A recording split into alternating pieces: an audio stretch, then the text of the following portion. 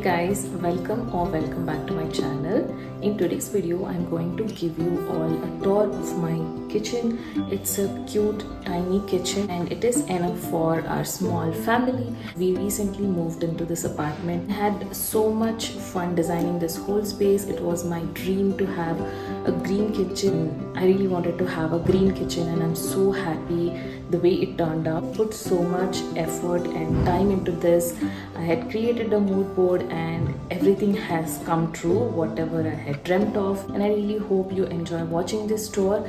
Also, to give a little disclaimer, I don't like to overcrowd my kitchen or any of the space for that matter in my house. So this is a very simple space and I like to keep it that way. So let's get started with today's video. So I'm going to start from the right side of the kitchen. This is the door to utility, which we are not going to see today because it's a little cluttered and there's not much space as well. The countertop I want to talk about. I wanted this exact quartz design and I wanted a white countertop as well. I looked in so many places and finally found the exact one that I wanted. And it has very simple black lines on it. It's very simple to look at, and the cabinets are pastel green. This is acrylic material. If you're also somebody who's designing interiors in your house, please keep in mind to use acrylic panels for your kitchen, because that is the one which resists the heat or the water or the dirt more than the other kind of materials.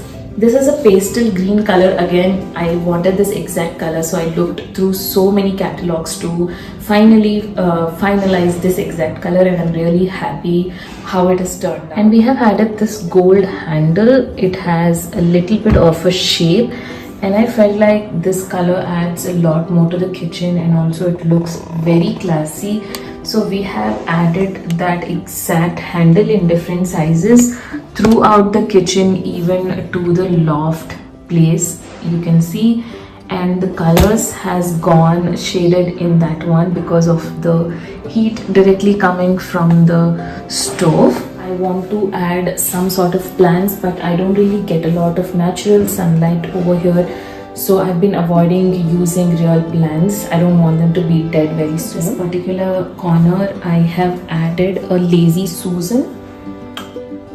In this Lazy Susan, I have added all of my regular using things like oil, ghee and a water bottle and a jar, which is actually a planter from IKEA, this pink one. I have added all of my knives and scissors and peelers and stuff like that, so it is very easily accessible. I also love how that dusty pink color adds a little bit of color in the kitchen. Next, moving on, we have a stove here. This is a 4-burner stove. I would recommend not to buy a 4-burner stove because you're not really going to use if you're a smaller family, and even if you use, it's going to be like very rare cases, and you also would not be able to use all 4 of the stove tops because the space is really less.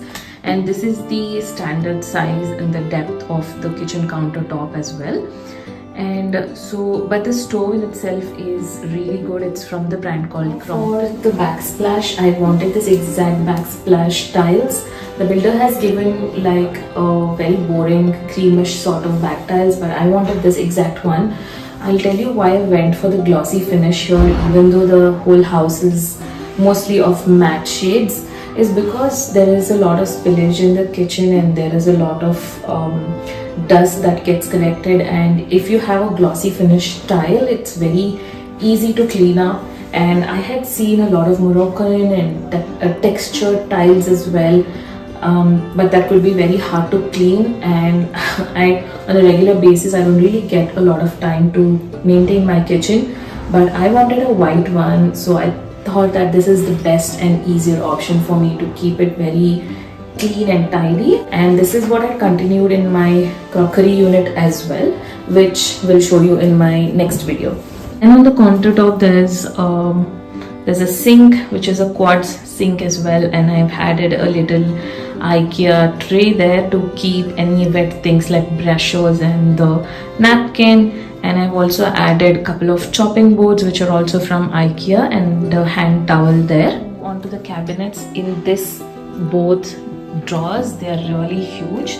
In these two there are a lot of steel vessels and kadais and pans and stuff like that which we use on a regular basis. Soft closures, they close on their own.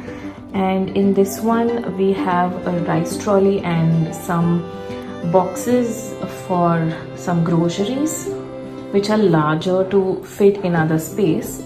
This particular drawer, it's also messy, please ignore. I have a lot of spoons, and there are some jars which are also dirty. They are from IKEA as well. I need to clean them. And these are all like forks and spoons and ladles and stuff like that. Here we have all the bowls and glasses which are all steel and plastic mostly. And in the last one I have kept some of the plates and some pressure cookers. All of my ceramic and more glassware are in the crockery unit because we don't really use that a lot. This is actually an under the sink area which we used to keep pans, and it's mostly empty. We have couple of pans here, and then there is like a dustbin which is attached here. When we move up, this is a filter area. I wanted to have like a closed door for the filter because I don't like the wires and stuff like that, but it's still going on here, which is okay. And this particular door, I have kept most of the groceries which I would use on a regular basis. I need to change the boxes for this as well. It's very old, but right now this is what is working for me. And I have added this particular tray. This actually goes inside the drawer like this.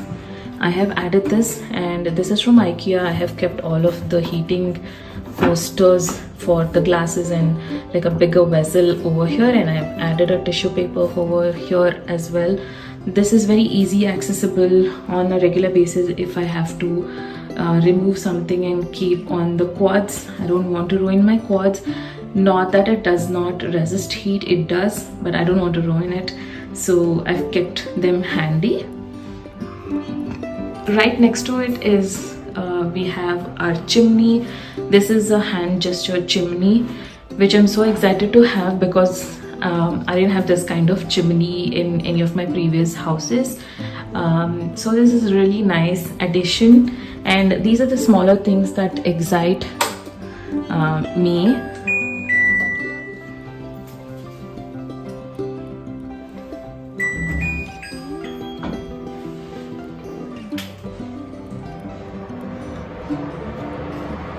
The last cabinet over here is another place where I've kept all of my groceries. These are all the big baskets, boxes. I've made use of those, and those are IKEA boxes which I've kept the things that I don't really use much. This is another corner on the left side. I didn't wanted to get anything constructed over here because it would be a hassle to walk around in this place.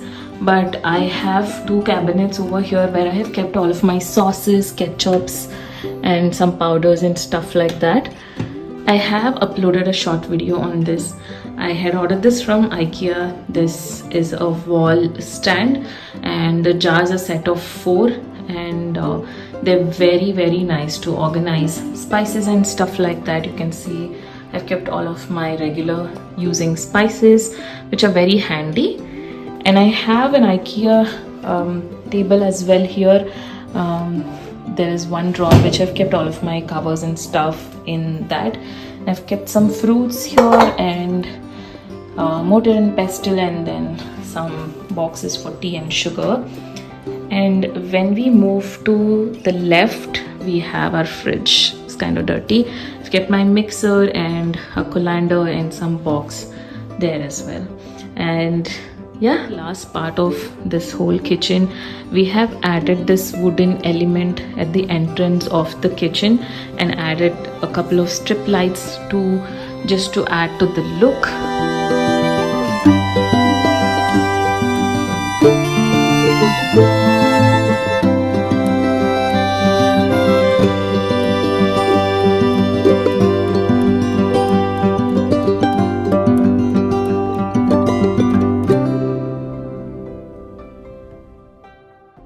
And that's all I have for today's video. I really hope you enjoyed watching my kitchen tour. It's very simple.